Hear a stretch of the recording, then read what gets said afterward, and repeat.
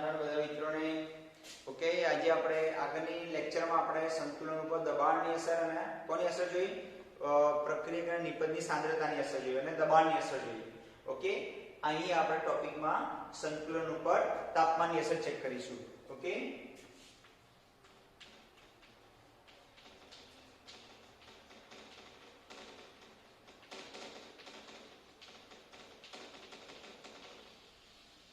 तो આપણે જાણીએ છીએ પ્રક્રિયા બે પ્રકારની હોય ઉષ્મા શોષક અને ઉષ્મા ક્ષેપક પ્રક્રિયા તમે જાણો છો ને કોને ઉષ્મા શોષક કહેવાય ને કોને ઉષ્મા શોષક કહેવાય પ્રક્રિયા બે પ્રકારની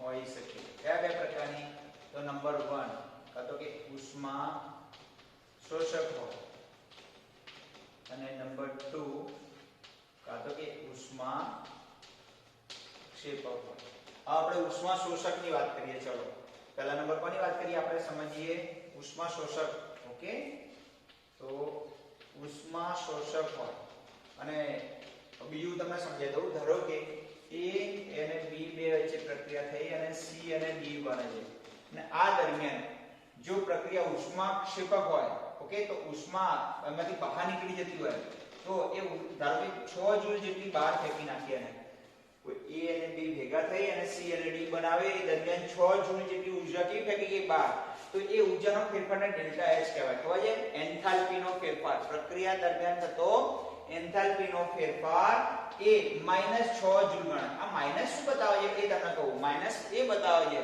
કે પ્રક્રિયા દરમિયાન ઊર્જા બહાર ફેંકાઈ ગઈ પ્રક્રિયા દરમિયાન ઊર્જા કેવી ફેંકી ગઈ બહાર ફેંકી ગઈ चलो A plus B અને એમાંથી શું બનતું હોય C plus D અને ધારો કે 10 જૂલ જેટલી ઊર્જા અંદરનું શોષણ થયું જ્યારે બરફ પીગળી અને પાણી બનાવે ત્યારે શું કરે વાતાવરણમાંથી કઈ ઉષ્મા અથવા ગરમી શોષાઈ જાય ઓકે અને ત્યારે એનું પાણી બને છે ને તો ઉષ્મા શોષક પ્રક્રિયા થઈ કહેવાય કેવી કહેવાય ઉષ્મા શોષક તો ઉષ્મા શોષક પ્રક્રિયામાં હંમેશા ઉષ્મા શોષાય તો એનો ડેલ્ટા H નો ફેરફાર +10 જૂલ કહેવાય પ્લસ એટલે અંદર શોષણ થાય તો ઉષ્મા ક્ષેપક પ્રક્રિયાઓ માટે એન્થાલ્પીનો ફેરફાર હંમેશા ઋણ હોય અને ઉષ્મા શોષક પ્રક્રિયાઓ માટે એન્થાલ્પી એટલે પ્રક્રિયા દરમિયાન થતો ઊર્જાનો ફેરફાર હંમેશા કેવો હોય ધન હોય પ્લસ હોય ચલો ખબર પડી ગઈ દરેકને સરસ ચલો હવે આપણે ઉષ્મા શોષક પ્રક્રિયા લઈએ તો ઉષ્મા શોષક પ્રક્રિયામાં ઉષ્મા કઈ બાજુ બતાવવામાં આવે તો શોષક હોય તો પ્રક્રિયા તરફ કહેવાય ને ધારો કે બરફ છે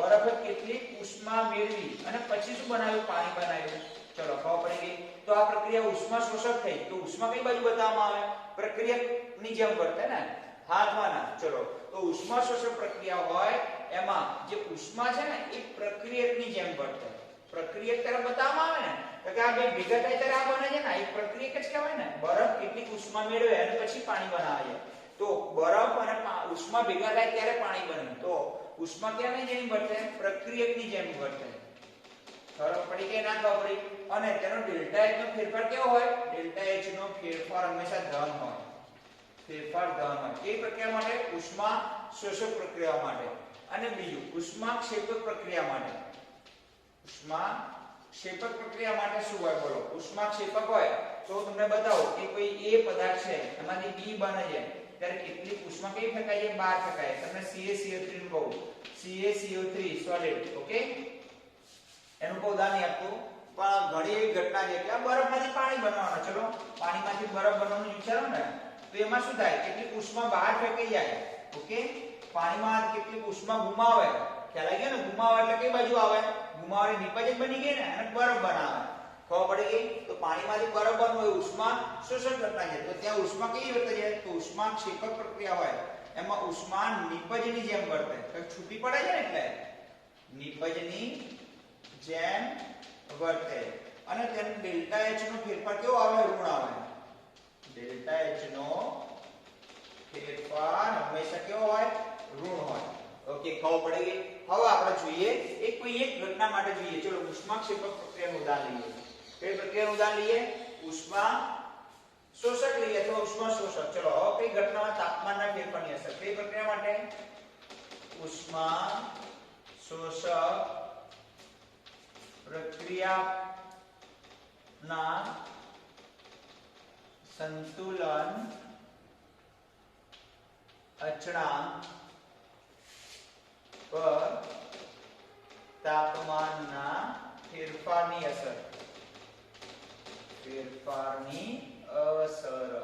માનો કે આપણે એક ઉદાહરણ જનરલ ઉદાહરણ લઈએ તો ઉષ્મા શોષક પ્રક્રિયા છે તો આ પ્રક્રિયામાં ઉષ્મા કોની જેમ વર્તે a + b gives ચલો એ જ રાખો ને આપણે બહુ થઈ ગયું a ઉષ્મા મેળવી અને શું બનાવવા છે b બનાવવા છે અને અહીં સપાયેલું છે સંતુલન તો કઈ પ્રક્રિયા થઈ ગઈ ઉષ્મા શોષક પ્રક્રિયા થઈ ગઈ માનો કે આ પ્રક્રિયામાં બંધ પાત્રમાં થાય છે હવે એનું સંતુલન સપાઈ ગયા પછી એનું તાપમાન વધારો પછી બધું લખવાનું તો ઉષ્મા શોષક પ્રક્રિયામાં ઉષ્મા કેની જેમ વર્તે પ્રક્રિયકની જેમ ચલો ઉષ્મા શોષક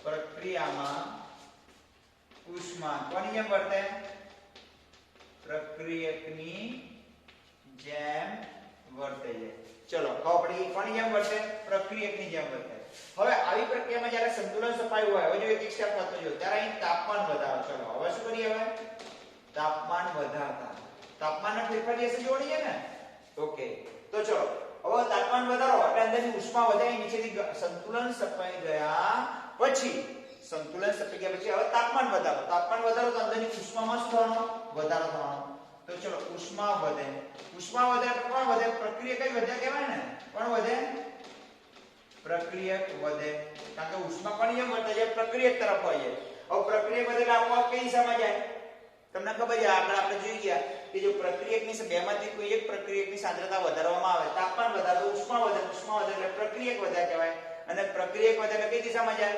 નિપજ તરફ જાય ઓકે એટલે પ્રક્રિયક વધે એટલે આપોઆપ કઈ દિશામાં જાય પુરોગામી દિશામાં જાય પુરોગામી દિશામાં જશે ચલો હવે પુરોગામી દિશામાં જાય એટલે આપોઆપ કોણ વધી જાય નિપજ વધી જાય જો કોણ વધી જાય નિપજ વધે અને નિપજ વધે એટલે કેસી પણ વધે જોયું તમે પહેલી વાત કેસીમાં વધઘટ થઈ ઓકે નિપજ વધે એટલે કેસી વધે કારણ કે કેસી નું સૂત્ર કયું છે કેસી = નિપજોની સાંદ્રતા અપોન પ્રક્રિયકની સાંદ્રતા ખબર પડી ગઈ એ કેસી નું સૂત્ર બને છે ચલો ખબર પડી કે ના પડી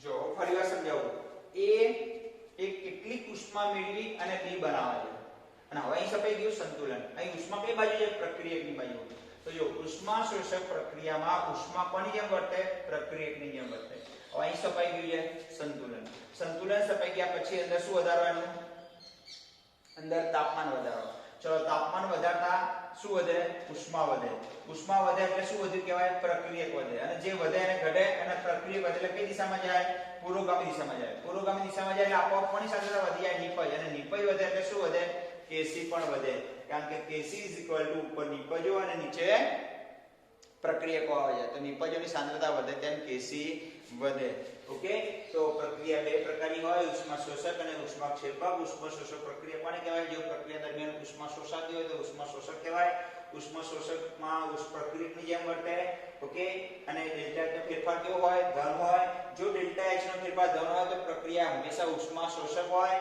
અને ડેલ્ટા H નો ફેરફાર ઋણ હોય તો હંમેશા પ્રક્રિયા ઉષ્મા ક્ષેપક હોય ક્ષેપક એટલે અંદરથી છૂટી પડે છે અંદરથી નીકળી જાય છે એટલા માટે એનો ફેરફાર ડેલ્ટા H કેવો બતાવવામાં આવે છે ઋણ બતાવવામાં આવે છે ચલો જવા દો હવે આપણે જોઈએ આપણે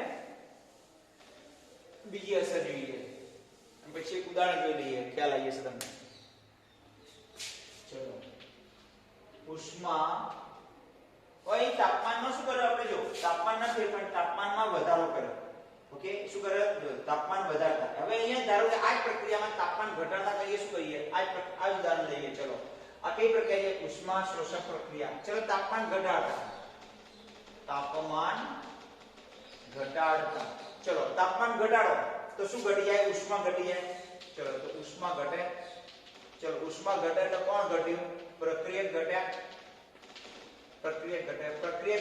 આ ઘટી જાય પ્રક્રિયક એટલે આપોઆપ કઈ દિશામાં આવે પ્રક્રિયક ઘટે તો પ્રતિગામી દિશામાં આવે પ્રક્રિયક વધે તો પુરોગામી દિશામાં જાય જો પ્રક્રિયક વધી જાય તો પુરોગામી દિશામાં અને પ્રક્રિયક ઘટી જાય તો પ્રતિગામી દિશામાં તો ચલો પ્રક્રિયક ઘટી જાય એટલે કઈ દિશામાં આવે પછી પ્રતિગામી દિશામાં ચલો પ્રતિગામી દિશામાં આવે એટલે આપોઆપ નિપજની સાંદ્રતા ઘટી જાય આ બાજુથી આ બાજુ એટલે શું ઘટે બોલો આથી નિપજની સાંદ્રતા ઘટે, નિપજની સાંદ્રતા ઘટે એટલે Kc પણ ઘટે. ઓકે, હવે આપણા માટે Kc નો વધારો સારો, કેમ જેટલું Kc વધારે હોય એટલી નિપજો વધારે મળે. તો તમને કોઈ પૂછે કે કઈ પ્રક્રિયા માટે બંને વસ્તુ ચેક કરીએ આપણે, ઉષ્મા શોષક પ્રક્રિયા માટે. કઈ પ્રક્રિયા માટે? ઉષ્મા શોષક પ્રક્રિયા માટે તાપમાનનો વધારતા અને તાપમાન ઘટાડતા. જો તાપમાન વધારો તો Kc વધે અને તાપમાન ઘટાડો તો Kc ઘટે. તો આપણે Kc વધે એમાં રસ છે કે Kc ઘટે એમાં રસ છે? હંમેશા Kc વધુ મળે એમાં રસ છે. Kc વધે એટલે નિપજો વધુ મળી કહેવાય. તો કેવી પ્રક્રિયાઓ માટે તાપમાનનો વધારો ફાયદાકારક? ઉષ્મા શોષક પ્રક્રિયાઓ માટે હંમેશા તાપમાનનો વધારો ફાયદાકારક. ચલો ખબર પડી ગઈ? હા તો આ નામ. તે પ્રક્રિયાઓ માટે ઉષ્મા શોષક પ્રક્રિયાઓ માટે તાપમાનનો વધારો ફાયદાકારક. કેમ? તાપમાન વધારતા Kc વધે, પણ જો આવી પ્રક્રિયાઓ માટે તાપમાન ઘટાડો તો પાછો Kc ઘટે. તો ઉષ્મા ક્ષેપક પ્રક્રિયાઓ, ઉષ્મા શોષક પ્રક્રિયાઓ માટે હંમેશા તાપમાનનો વધારો કેવો હોય? ફાયદાકારક હોય. હવે ચલો ઉષ્મા શોષકની જગ્યાએ આપણે કરી નાખીએ ઉષ્મા ક્ષેપક કરી નાખીએ. કેવી કરી નાખીએ? ઉષ્મા ક્ષેપક પ્રક્રિયાઓ માટે જોઈએ. ઓકે, તાપમાનના ફેરફારની અસર. તો હંમેશા ઉષ્મા કઈ બાજુ બતાવવામાં આવે? ઉષ્મા ક્ષેપક હોય તો છૂટી પડતી હોય તો D પ્લસ ઉષ્મા આવું બતાવવામાં આવે. ચલો ઉષ્મા શોષકની જગ્યાએ શું લખી નાખીએ? ઉષ્મા ક્ષેપક પ્રક્રિયામાં ઉષ્મા પ્રક્રિયકની જેમ ના વર્તે. કેની જેમ વર્તે? નિપજની જેમ વર્તે. હવે અહીં તાપમાન વધારો, માનો કે અહીં સંતુલન સપી ગયા પછી અંદર તાપમાન વધારો. તાપમાન વધારતા શું વધી જાય? ઉષ્મા વધી જાય. ઉષ્મા વધે, ઉષ્મા વધે એટલે શું વધ્યું કહેવાય? આ બેમાંથી કોઈ પણ વધે એટલે નિપજ વધી કહેવાય. એટલે પ્રક્રિયક ના વધે, શું વધે પાછું? નિપજ વધે. અને નિપજ આ વધી એટલે કઈ દિશામાં પાછી ધકેલાય પ્રક્રિયા?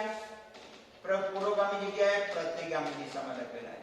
ચલો પ્રતિગામી દિશામાં જાય એટલે આપોઆપ શું ઘટી જાય? બી પણ ઘટે ને. પ્રતિગામી દિશામાં કાકા બે ભેગા થઈને એ બને ને કે ઉષ્મા એકલી એકલી ઘટી ના જાય. ઉષ્મા બી સાથે જોડાય ત્યારે એ બને અને ત્યારે બી ઘટે. એટલે શું થાય બોલો? નિપજ વધવા એટલે શું થાય? ઉપરથી નિપજ ઘટે. અને નિપજ ઘટે એટલે Kc પણ ઘટે. જો ઓલામાં તાપમાન વધારતા Kc વધે, અહીં તાપમાન વધારતા Kc ઘટે. તો આવી પ્રક્રિયાઓ માટે તાપમાનનો વધારો ફાયદાકારક કહેવાય નહીં. કેવી? ક્ષેપક પ્રક્રિયાઓ માટે. તો ઉષ્મા ક્ષેપક પ્રક્રિયામાં ઉષ્મા નિપજની જેમ વર્તે. હવે તાપમાન વધારો તો ઉષ્મા વધે, ઉષ્મા વધે એટલે નિપજ વધે, નિપજ વધે એટલે કઈ દિશામાં ધકેલાય? પ્રતિગામી દિશામાં. પ્રતિગામી દિશામાં ક્યારે ધકેલાય? જ્યારે બંને ભેગા થઈને એ બનાવે ત્યારે. એટલે આપોઆપ શું ઘટે? નિપજ ઘટે. નિપજ ઘટે એટલે Kc ઘટે. તો આવી પ્રક્રિયાઓ માટે તાપમાનનો વધારો ફાયદાકારક નથી, પણ તાપમાનનો ઘટાડો ફાયદાકારક. ચલો હવે તાપમાન ઘટાડે, ઉષ્મા ઘટે. ઉષ્મા ઘટે એટલે શું ઘટે? આ ઉષ્મા ઘટી ગઈ. ઉષ્મા ઘટે એટલે નિપજો ઘટ્યા કહેવાય. શું ઘટી? ચલો નિપજો ઘટે.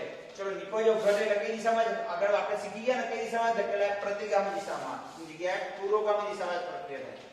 કઈ દિશામાં? પુરોગામી દિશામાં. આ પુરોગામી દિશામાં થાય એટલે શું થાય? ઉષ્મા વધારવા માટે A માંથી B બને કે ઉષ્મા છૂટી પડે એટલે આખી ઉષ્મા ઓટોમેટિક વધી જાય ને. ચલો પુરોગામી દિશામાં થાય એટલે નિપજની સાંદ્રતા શું થાય? પછી નિપજની સાંદ્રતા વધે. નિપજની સાંદ્રતા વધે એટલે Kc પણ વધે. તો જો ઉષ્મા ક્ષેપક પ્રક્રિયા માટે તાપમાનનો ઘટાડો ફાયદાકારક અને ઉષ્મા શોષક પ્રક્રિયાઓ માટે તાપમાનનો વધારો ફાયદાકારક. વધુ નિપજો મેળવવા માટે. ચલો મિત્રો બહુ સારી રીતે તમને સમજણ પડી હશે. તમારી ટેક્સ્ટ બુકમાં જે સમજાવ્યું છે એના કરતાં ઘણું સારી રીતે સમજાવવાનો પ્રયત્ન કર્યો છે. સમજણ પડશે તો તમને ગમશે, વાંચવું પણ ગમશે. ખ્યાલ આવી ગયો? સમજણ વાંચવું ક્યારે ગમશે? જ્યારે સમજણ પડશે. ત્યારે સમજણ ક્યારે પડશે? જ્યારે વાંચવું ત્યારે. સારું, વાંચો સમજણ પડશે તો વાંચવું ગમશે અને વાંચશો તો સમજણ પડશે. ખ્યાલ આવી ગયો વસ્તુ? તો તમારે કોઈ પણ લેક્ચર 2-3 વખત જુઓ ત્યારે કંઈક ખબર પડે. વારંવાર રિપ્લે કરીને જોવું પડે. ખ્યાલ આવી ગયો ને? આપણે ક્યારેક પિક્ચર બહુ ગમતું હોય, 3 ઇડિયટ છે એવા પિક્ચરો આપણે બહુ ગમતા હોય, ઓકે, તો એ પિક્ચર આપણે 2-3 વાર જોઈએ તો આપણે વારંવાર જોયા હોય. અત્યારે પણ આવી જાય ટીવી પર તો આપણે થોડો સમય જોઈએ છીએ તો આપણે એ વારંવાર જોઈએ છીએ. એમ અહીંયા વારંવાર તમારે આ થિયરીને જોવાની એટલે આપોઆપ તમને એની અંદર રસ પ્રેરિત થશે અને તમને ખબર પડશે. ખબર પડશે તો રસ પડશે. આ વસ્તુ ચોખ્ખી વસ્તુ છે, નહીંતર તમને આમાં કોઈ જ રસ પડશે નહીં. ઓકે, એટલે 2-3 વાર વિડીયોને તમારે વારંવાર પ્રમાણિકતાથી જોવાનો છે. ચલો બધા મિત્રોને જય સ્વામિનારાયણ.